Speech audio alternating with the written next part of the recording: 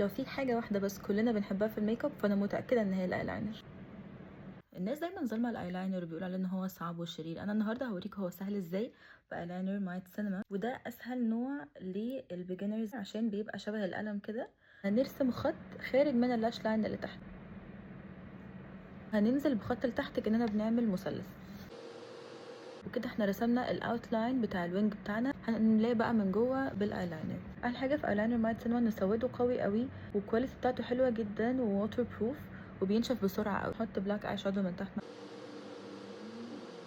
هحط بلاش وبرونزر، وهستعمل البلاش وبرونز باليت. وعامه مايت سينما من البراندز اللي بجد دايما بيحسنوا من الكواليتي بتاعتهم. بصوا البيجمنت عامله ازاي، لون البلاش يا جماعه مش ممكن تحفه. البابل بينك اللي كل الناس بتحبه دلوقتي هو بجد حلو قوي. نكتر برونز بما ان احنا في الصيف. مفيش ميك اب برودكت مش هتلاقوه عندهم، نزلوا برودكتس كتير جدا كل شويه، مناسبه جدا للديلي يوز. بنحتاج حاجه تبقى الكواليتي بتاعتها حلوه وسعرها مناسب والافكت بتاعها حلو. الشيدز حلوه قوي بجد.